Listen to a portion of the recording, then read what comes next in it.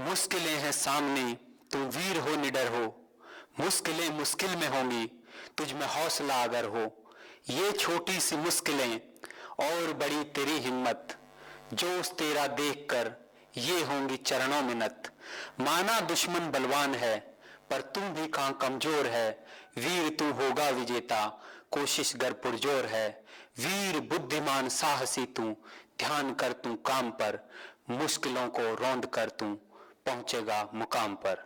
नमस्कार दोस्तों, दोस्ते जहान चैनल पर आपका स्वागत है। इस चैनल का उद्देश्य प्रेम, शांति और सकारात्मकता का प्रचार प्रसार करना है और इसी मुहिम के तहत आज हमारे साथ हैं कैप्टन नवीन गुलिया, जो भारतीय थल सेना से सेवानिवृत्त हो चुके हैं। इसके साथ ही ये लेखक, adventurer, motivational speaker, social worker, philanthropist और भी मैं इनको जो जान पाया हूं, एक महान इंसान है। जो देख रहे हैं कि ये दो कुर्सियों का जो फर्क है, ये एक साधारण और एक महान इंसान में क्या फर्क होता है, वो आप जानेंगे।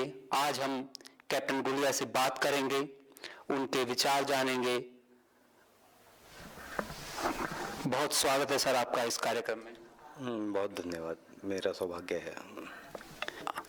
सबसे पहले आप अपने बचपन के बारे में बताइए। आप मेरे पिता फौज में थे, तो कभी से उसी माहौल में पला बड़ा, तो एक स्वाभाविक सा विकल्प था मेरे लिए। हाँ, जब आप युवा होते हैं तो आपके अंदर बहुत सारे शक भी होते हैं कि इस प्रोफेशन में जाना है या उसमें जाना है, लेकिन मेरे को काफ़ी क्लियर लगा कि ये एक जॉब है जो मैं करना चाहता हूँ। और मेरे स्पोर्ट्स को, एडवेंचरिज्म को, देश सेवा मैं इसलिए नहीं बोलता सैनिक के साथ हर बार, क्योंकि सिर्फ सैनिक देश सेवा नहीं करता, हम सब करते हैं। तो इसलिए मैं उसका क्रेडिट सिर्फ एक सैनिक को नहीं देना चाहता। तो मेरे को लगता था कि एक अच्छा काम है जिसको मैं कर सकता हूँ। सर, अपने बचपन के बारे में और कुछ बताइए। आप किस तरह के छात्र थे, किस तरह गतिविधियों में भाग लेते थे? मैं स्पोर्ट्स में भी पार्ट लेता था, स्टडीज़ में भी, और हमें अपनी योग्यताओं के हिसाब से अपनी परख होनी चाहिए जिसमें हम समय कम लगाते हैं। तो मुझे नहीं लगता था कि मैं कोई सिर्फ एकेडमिकली ही बहुत कुछ, मतलब शिक्षा के क्षेत्र में ही कुछ बहुत ज़्यादा कर पाऊंगा। तो मेरे को बहुत सारे शौक थे और ये मेरा विकल्प था कि मैं स्पोर्ट्स भी खेलता था, पढ़ाई भी करता था। शायद अकेला स्पोर्ट्स खेलता तो स्पोर्ट्स में अच्छा कर पाता ज़्यादा, या सिर्फ पढ़ाई करता तो सिर्फ पढ़ाई में। लेकिन मुझे ये विकल्प जो मैंने चुना ये बेहतर लगा कि मैंने सब कुछ किया और सब कुछ में से सीखा, और अगर मुझे दोबारा मौका मिला तो भी मैं यही विकल्प चुनूंगा। शिक्षा के क्षेत्र में बताइए, आप किस स्तर के छात्र रहे थे बचपन में? नहीं, पहले मैं एक कमज़ोर छात्र था, लेकिन मेहनत करके फिर मैं मतलब काफ़ी अच्छा मैं कर सका स्टडीज़ में भी, शिक्षा में भी।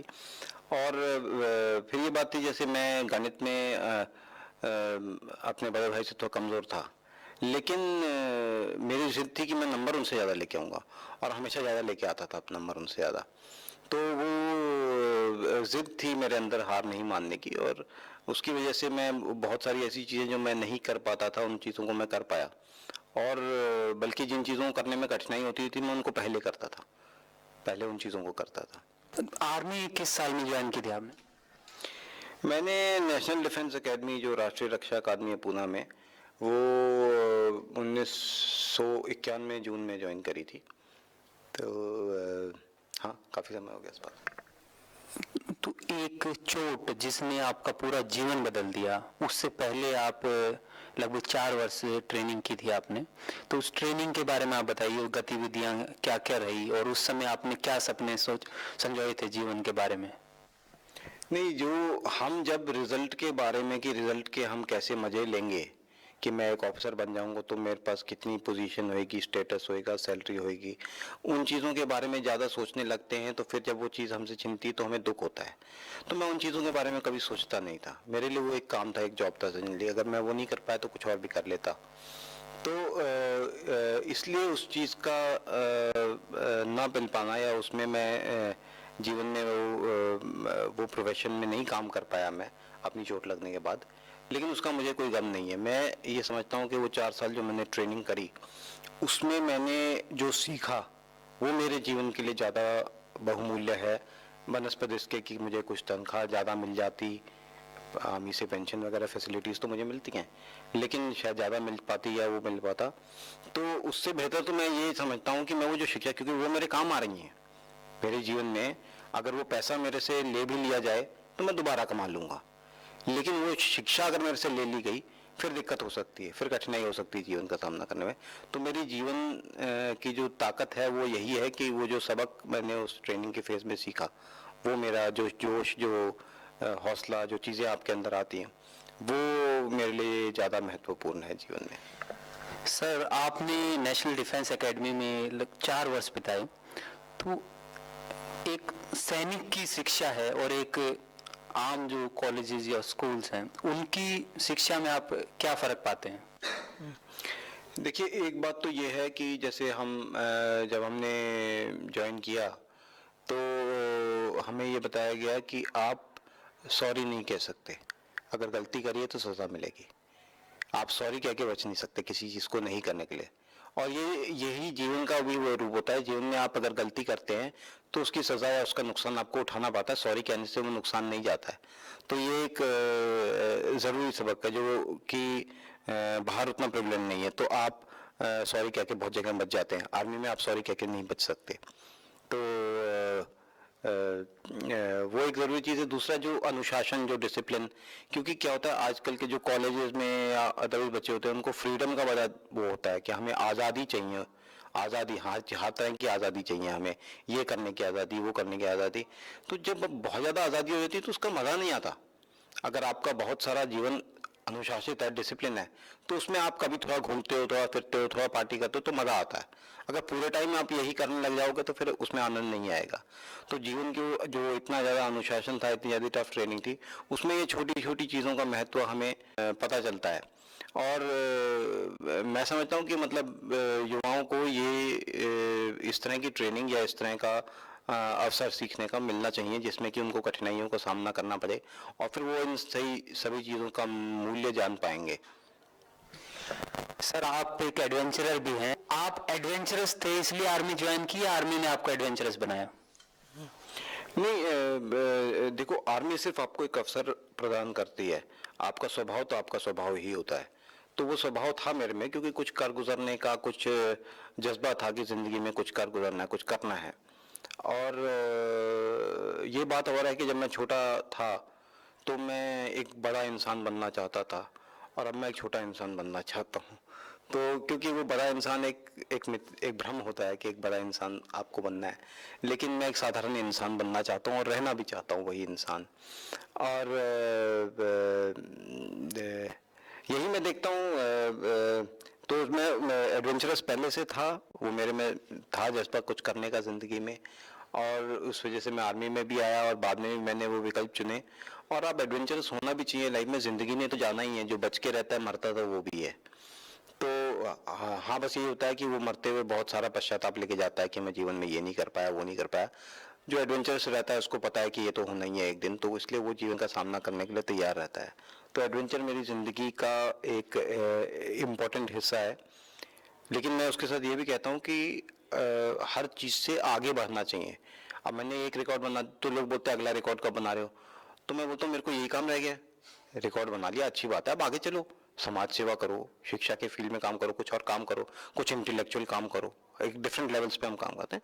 तो आगे भी चलना चाहिए, उसी चीज़ पे रुके नहीं रहना चाहिए। जो एक उपलब्धि आपकी हो गई उस पर रुकना नहीं चाहिए आपको कभी भी जीवन में। सर आपको चोट लगी थी, वो कैसे लगी थी और कहाँ पर लगी थी और कैसे आपका जीवन बदला उस चोट से? मैं 1995 की मतलब अप्रैल 29 तारीख थी जिस दिन मुझे चोट लगी।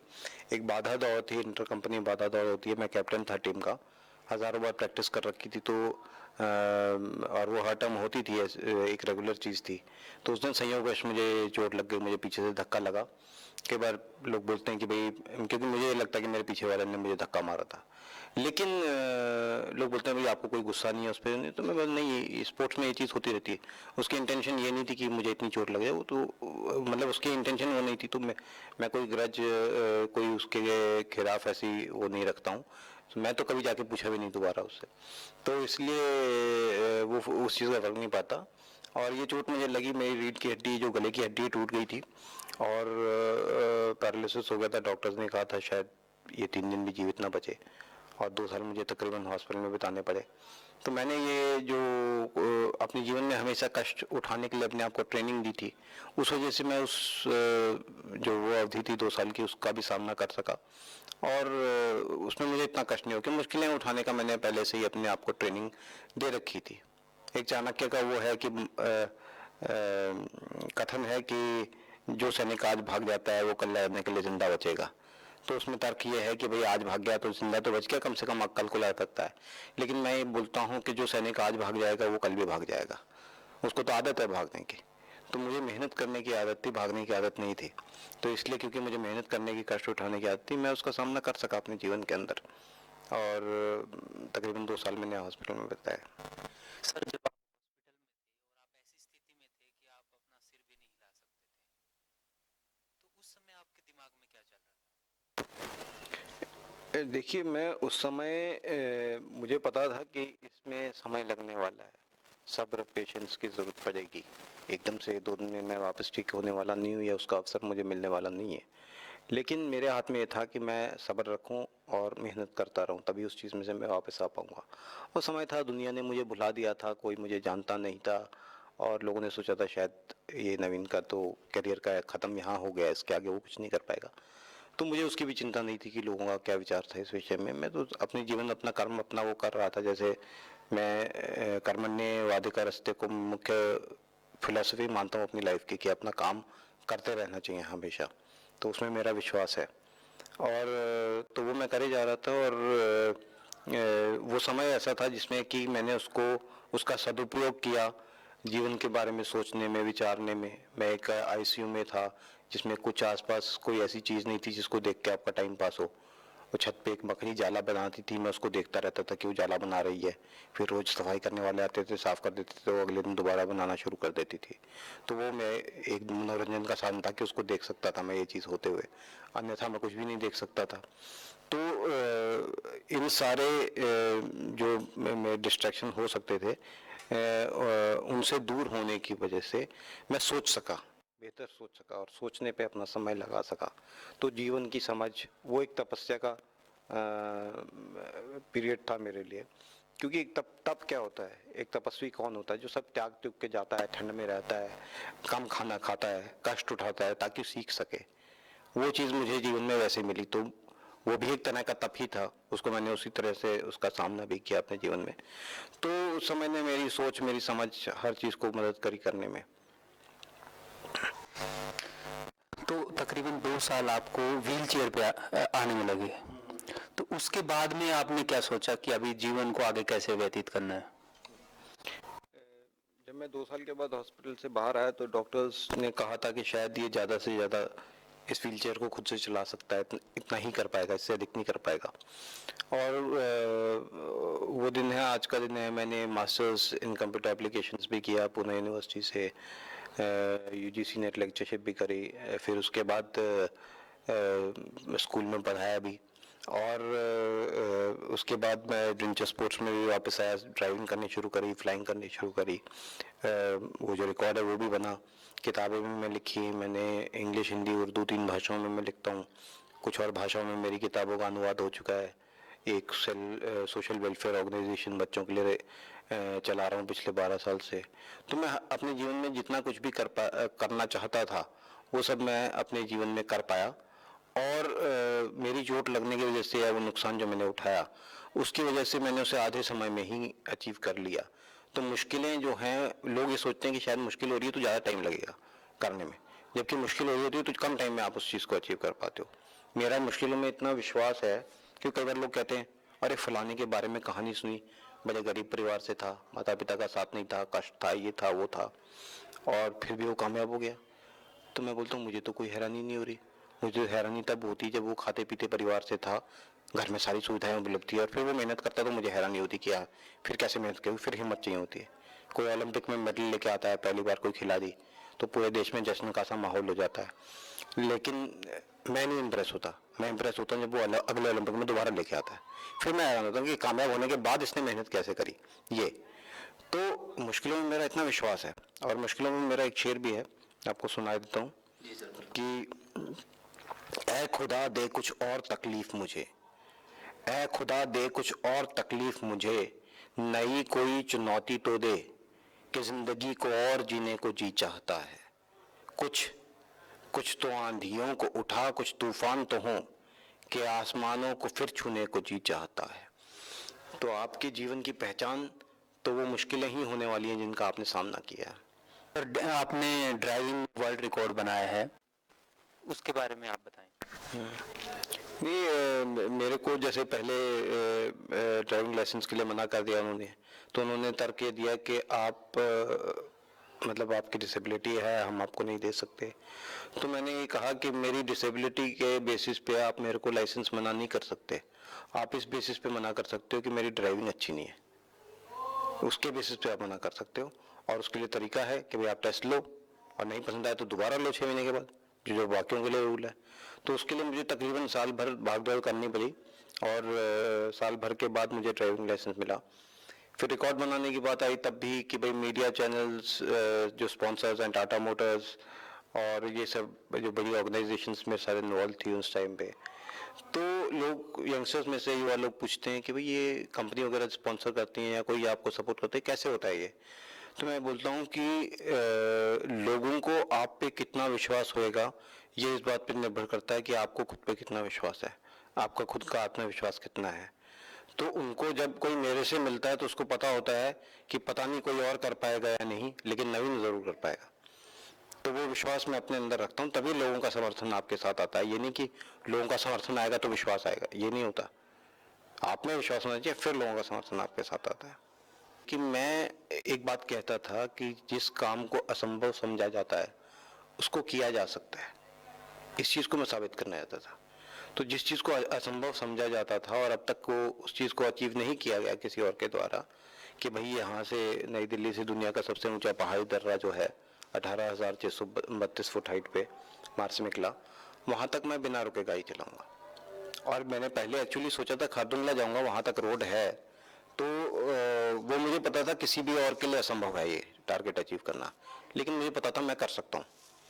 लेकिन फिर जब मैं रिकॉर्ड बुक्स को कांटेक्ट किया, उन्होंने बोला भाई सबसे ऊंचा पहाड़ी दर्रा तो मार्समिक है। अब उसके बारे में पता किया तो उस पर तो रोड भी नहीं थी, तो अब ये टारगेट मेरे लिए भी असंभव हो गया। तो वास्तव में मैंने फिर कुछ ऐसा असंभव करके दिखाया जो मैं खुद भी समझ रहा था कि असंभव है। तो एडवेंचर मेरा जिंदगी को अनुभव करने का एक तरीका है जिससे मैं उस एक्सपीरियंस।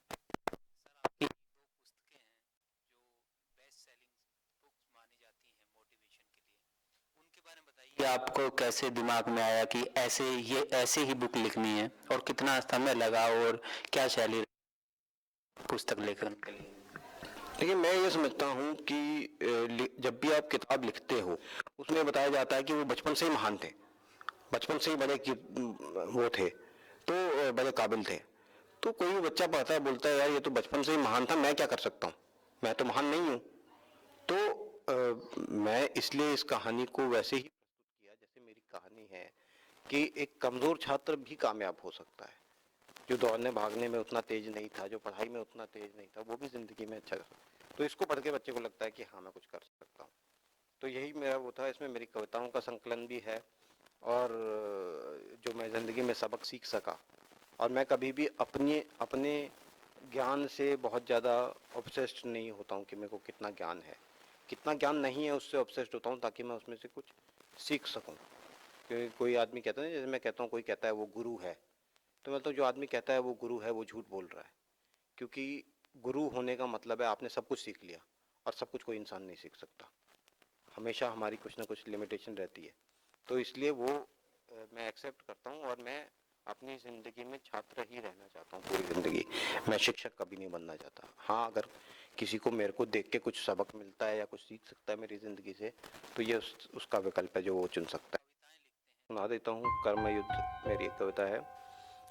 राह है कठिन बड़ी परिस्थिति विरुद्ध है, राह है कठिन बड़ी परिस्थिति विरुद्ध है, जीवन है ये युद्ध है ये। राह चलते मिट गई आस वो तू नहीं, कदम तले जो दब गई घास वो तू नहीं, समय से पहले बुझ गई प्यास वो तू नहीं, आंधी में बिछ गई कपास वो तू नहीं। विराट एक जीवन है ये युद्ध है ये युद्ध है ये युद्ध है।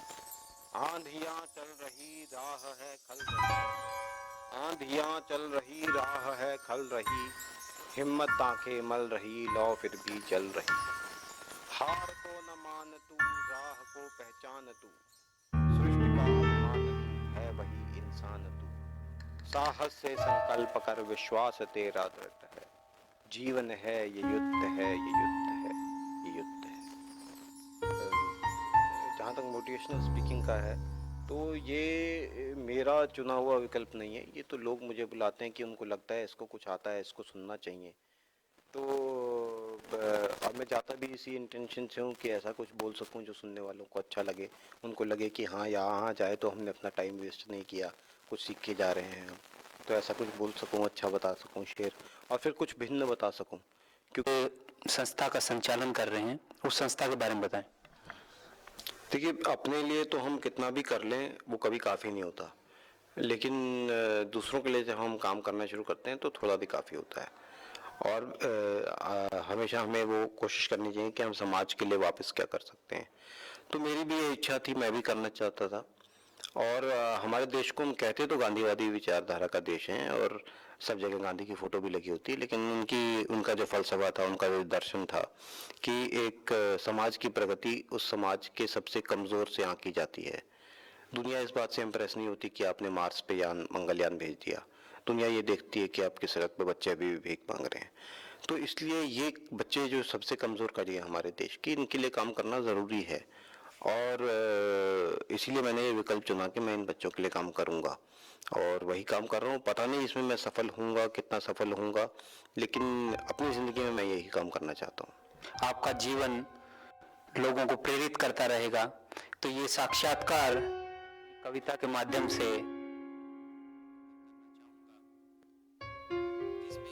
आपके नाम का भी उल्लेख है। ख्वाबों के महल को बिना दायरे के ढाला जाए, वजन जो उठा सको उससे ज्यादा डाला जाए, काम में डूबो तो नशे के मानिंद, अरमान पूरे ना हो तो आराम को टाला जाए, खोजने पर हुनर मिल ही जाएगा, से खुद में झांक कर हुनर को निकाला जाए।